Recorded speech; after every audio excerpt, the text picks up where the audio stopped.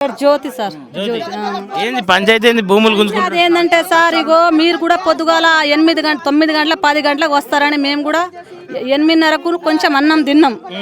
ఏంటంటే ఇగో వారానికి ఒక్కసారి రాజకీయాలు వస్తుర్రు, వాళ్ళది పోని మీరు కూడా ఇవాళ వస్తురని మీడియాకి వెళ్ళి వచ్చి మాకు కూడా ధైర్యం ఉంది. ఏంటంటే ఆ తెలంగాణ మొత్తం ఇస్తారేమో, వీళ్ళొకటి వాళ్ళొకటి చెప్పైనా మా భూమిని న్యాయం చేస్తారేమో అనుకుంటున్నాం సార్. ఏంటంటే మాకు కూడా ఆవులు ఉన్నాయి. మీ డ్యూటీలో ఉన్న వాళ్ళు ఏంటంటే సార్, ఒక్కరోజు సెలవు పెడితే ఆడవాళ్ళు పండుకుంటారు, హాయిగా ఉంటారు. మాకు ఆవులు ఉన్నాయి సార్, మొగోళ్ళు ఆ ఇంటికి మా పోరోళ్ళు ఉండ్రు, వాళ్ళు ఒక 10 20 పర్బెట్లనే చేసి బతామని పట్టల పొంటి ఉండ్రు వాళ్ళు. ఈ మోగాలు ఏం చేస్తాడు సార్, ఆవులు చూసుకోర్రి, గడ్డి కోసుకోర్రి, పాలు వింటూరు అని మాకు చెప్పి మీటింగ్లకు ఈ సార్ దగ్గర ఆ సార్ దగ్గర తిరుగుతుర్రు సార్. అప్పుడు దాకా మేము తిరగాలి ఆ ఆవులకు. వాళ్ళు పొద్దు కిందాక నైట్ 8 గంటలకు వస్తారు సార్ వాళ్ళు. అప్పుడు దాకా 10 ఆవులు ఉన్నాయి మాకు. ఇక ఈ పొలం మాదే సార్, ఇక చింత చెట్లు తాటి చెట్లు ఉన్న పొలము.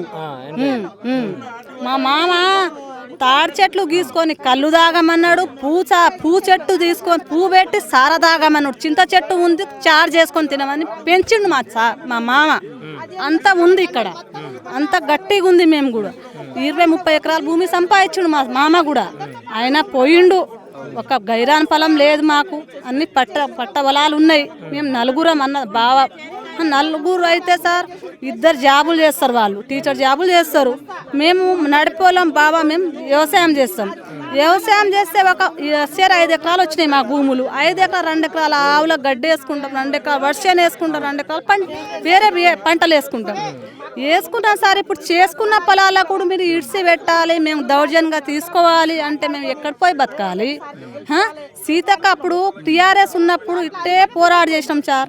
పోరాడు చేస్తే ఇక్కడ దాకా మాకు పోలీసు వాళ్ళకు బందోబస్తు చేయలే ఆ సారు. కేసీఆర్ సార్ చేయలేదో, ఆ మంచిరెడ్డి కిషన్ రెడ్డి చేయలేదో, ఎవరు చేయలేదో. న్యాయంగా అంటాం సార్, మేము కూడా మా మీద దాడి చేయొద్దని. ఆ సార్ చేసినప్పుడు కూడా మేము న్యాయంగా పోరాడినాం. ఇక్కడ దాకా మా పోలీసు వాళ్ళకు తీసుకురాలే. ఇప్పుడు ఏం చేసినామంటే సార్, మళ్ళీ ఇందిరామ రాజ్యం ఉంది, ఇందిరామ ఇది ఉందని ఇందిరామ రాజ్యం ఏంటో తిరిగినాం సార్. ఈ ఇందిరామ రాజ్యం చూసి మా మీద ఇప్పుడు ఏం చేస్తుందో వాళ్ళకే తెలియాలి. ఇందిరామ రాజ్యంలో తిరిగి ఆ మల్రెడ్డి సారు, ఈ కోదన్ రెడ్డి సారు, మాకు కూడా ఇక సీతక్క బట్టిక్రమార్క సారు ఈడికెళ్ళి మా తండకెళ్ళి సార్ ఇబ్రాపట్నం మేడ్పల్లికెళ్ళి ఇబ్రాపట్నం దాకా ధర్నా చేసినాం సార్. వాళ్ళంట మేము వస్తామమ్మా, మీరు బాధపడగుర్రి. పోలీసు ప్రతిపక్షంలో ఇప్పుడు టీఆర్ఎస్లు ఉన్నప్పుడు వీళ్ళు వచ్చిర్రు, అప్పుడు వచ్చి మా ఎమ్మడొచ్చి అక్కడ దాకా ధర్నాకు తీసుకెళ్ళిర్రు. మేము కూడా పోయినాం. పట్నంలో ఉన్నోళ్ళ పోరోళ్ళ కూడా ఏంటి హాస్టల్లో పోండి పోరోళ్ళ కూడా ఆ ఫోటోలో కూడా ఉన్నాం సార్. మేము ఎమ్మడి ఉండి ఆ బాడి చెట్లు, అప్పుడు బాడి చెట్లు, ఇప్పుడు సాపు ఉండే, అప్పుడు బాడి చెట్లు ఏం లేవు. ఇప్పుడు కూడా అంతే ఉంది, అప్పుడు కూడా అంతే ఉంది. కానీ ఇప్పుడు ప్రజలకు గవర్నమెంట్లకు మాకు నవ్వి దౌర్జన్యం అయిపోతుంది సార్. మేమేంటంటే వ్యవసాయం చేసి బతున్నాం. మా పోరోళ్ళకు మాకు ఈ ఒక పాస్బుక్ అక్కడ పెట్టి ఒక 2 లక్షలు తీసుకొచ్చి 2 లక్షలు తీసుకొచ్చి వాళ్ళకు పోరోళ్ళకు చదివిస్తామని ఆధారం లేదు సార్ మాకు. ఇప్పుడు భూమి ఎందుకు తీసుకుంటున్నాం అంటారు అంటే అభివృద్ధి చేస్తారంట ఈ ప్రాంతాన్ని. వాళ్ళు కాలేజీలు పెట్టుకుంటారు, వాళ్ళకి సాయం ఉంటుంది, వాళ్ళు బతారు సార్. మేము ఏం అభివృద్ధి అంటే ఏంటి సార్? దేని గురించి అభివృద్ధి? మాకు 100 పోరోలు ఉన్నాయి, హాస్టల్లో తోలిస్తారమ్మా. ఆ భూమి పైసలు మీకు కవులు వస్తుంటాయి, మీకు కిరాయి వస్తుందని ఇస్తుంటా మరి? అది చెప్పండి సార్ మీరు కూడా. కిరాయి వస్తుందా మాకు? మా బిల్డింగ్లో కట్టిండ ఏం వస్తుంది మాకు? ఏం అభివృద్ధి చేస్తున్నాం? మేము ఉన్న పొలాలకు గడ్డిలు చూడు, వ్యవసాయం మా గుట్ట పొలాలు అయితే లేవు కదా సార్. గుట్ట పొలాలు తీసుకో. గైరంలో ఏమన్నాడు, గైరాంలో సాపు ఉంటే మాది, గుట్ట పొలాలు అట్నే అన్నాడు. సరే ఓకే ఇచ్చేసిర్రు సార్. ఇచ్చిన వాళ్ళు మాది లేదు, ఇచ్చిన వాళ్ళు ఇచ్చిర్రు. అప్పుడు కూడా వాళ్ళకు గైరాన్ ఇచ్చిన వాళ్ళు ఒక మంచి జాబ్ ఇస్తామన్నారు. పోరోళ్ళకు 120 గజాలు ప్లాట్లు ఇస్తామన్నారు. ఏముంది సార్ ఇప్పుడు? ఏం ప్రభుత్వం ఏం నిలబెట్టుకోలేదు సార్. ఏంటంటే మీ లెక్క మీడియాలు ఇలా 6 నెలల కింద వచ్చిర్రు సార్. ఒక మాట ఏం సీరియస్ అనుకోక సార్, వచ్చిర్రు ఆ సార్ మీ వాళ్ళు మీ లెక్కనే మాట ఇట్లా చెప్పుకుంటారు, వెళ్ళిపోయారు. మళ్ళీ ఇదే పాటనే అయిపోయింది సార్. ఎన్ని రోజులని తిరగాలి? మొగోళ్ళకి ఎన్ని రోజులని తిప్పాలి? మేము బతుకులకు భరోసా లేకుండా అయిపోయింది. బతుకులకు భరోసా లేకుండా అయిపోయింది సార్. మా ఆయన ఈయననే మాట్లాడతాడు, మాట్లాడిన ఇప్పుడు మాట్లాడినా ఆయన హూ అంటే పోతాడు, హూ అంటే తిరుగుతాడు సార్. ఆయన ఏంటంటే పోవాలని పండుకుంటే తెల్లారి 8 కాగానే పాలు పిండేస్తాడు, ఫోన్లు వస్తూనే ఉంటాయి. ఆ సార్ దగ్గర పోదాం, ఈ సార్ దగ్గర పోదామని. మేము వ్యవసాయం చేయాలన్నా ప్రభుత్వం చుట్టూ తిరగాలి సార్ మేము. భూములు కాపాడుకోనికి తిరుగుడికి అవుతుంది. తిరుగుడికి అవుతుంది. ఉన్న పంట పండించిన పంట నువ్వు తీసుకోవు. పత్తి పండిస్తే వేరే వాళ్ళ పేరు మీద వేస్తున్నాం సార్ మేము. వేరే వాళ్ళ పేరు మీద వేస్తే ఆయన లంచం తీసుకొని మా భూములు తీసుకుంటుండు. మీరు అద్రగణమా న్యాయం ఉంది సార్. మీరు వస్తుర్రు, మీరు కూడా న్యాయం చేయాలి. వీళ్ళకి అందరు పంపిస్తే సార్ మీకు కూడా ఇది ఉంటుందనా. మేము కూడా అంత బాధపడుతున్నాయి భూములకు.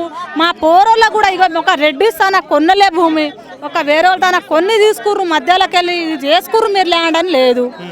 ఈ సిరిసిల్ల హైవే ఎంత ఉంది, మా బుజ్జి ఎయిర్పోర్ట్లో దిగుతుంది అక్కడ ఢిల్లీలో అవతల జార్ఖండ్లో ఉంటుంది సార్.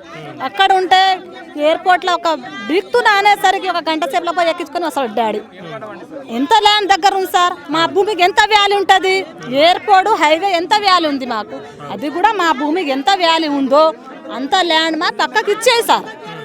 నువ్వు మా భూమి ఇచ్చేయమంటున్నాం సార్. మేము బాయ్సలే, మా మొగలు తాగరు సార్. పోలీసులతో కొట్లాడాం. నిన్న 100 మంది పోలీసులు పెట్టుకొని వచ్చినాను. ఎందుకు సార్ మా మీద నీకు ఎందుకు మా మీద? ఆ ఆర్డీఓ సార్ మీద మేము ఆడోళ్ళం పోతే కేసులు సార్. ఒక దెబ్బలు వేస్తారు. మేము కష్టం చేసేటోళ్ళం, గడ్డి కోసేటోళ్ళం. మేము ఒక కాళ్ళకు దెబ్బ తగిలితే పొద్దుగాల ఆవులు చచ్చిపోతాయి. ఒక చేతికి దెబ్బ తగిలితే పొద్దుగాల ఆవులకు గడ్డి పెట్టేటోళ్ళు లేరు.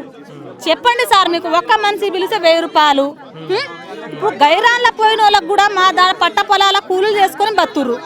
వాళ్ళది కూడా ఏం లేకుండా చేస్తున్నాం కదా. నువ్వు మా మీద పడ్డా, వాళ్ళు మా దాంట్లో కూలి చేసుకుని బతురు కదా సార్. వాళ్ళకు కూడా లేదు, మీది కూడా బత్తలు చేస్తున్నాం అంటే ఇది అద్రగణమా, న్యాయమా, ధర్మం సార్ ఇది? ఇదే నా తెలంగాణలో అందరు చూపిస్తుర్రు, జనాలు చూస్తుర్రు. కానీ ఈ రేవంత్ రెడ్డి సారు ప్రభుత్వం అయితే అద్రగణంగా ఉంది. న్యాయం లేదు సార్, అద్రగణంగా ఉంది. మాకు న్యాయం చేస్తే న్యాయం చేయండి, సావాలంటే సాముకోరు. కానీ పోలీసు వాళ్ళు వస్తుర్రు. ఆ పోలీసు వాళ్ళు వస్తే మేము కూడా ఏం బెదరం సార్. మేము మా పట్ట ఊనాల పొలాలు కాదు సార్. మీ మీద ఉన్న పొలాల మీద మేము దౌర్జన్యం చెయ్యం సార్. ఆ ఉన్న పొలాలు మాకు కూడా 2 ఎకరాలు 3 ఎకరాలు 5 ఎకరాలు ఉంది సార్. ఎక్కువ ఉంటే తీసుకో, ఎక్కువ ఉంటే తీసుకో. వాళ్ళ లెక్క ఫామ్ హౌస్లు ఏం లేవు. పచ్చ పొలాలు ఉన్నాయి, ఫామ్ హౌస్ లేవు కదా సార్. పచ్చ పొలాలు ఉన్నాయి, పచ్చ పొలాలను నువ్వు తీసుకో. కానీ మాకు అక్కడ ఇచ్చేయి, ఆ ల్యాండ్ అవతలు ఇచ్చేయమంటున్నాం కదా సార్.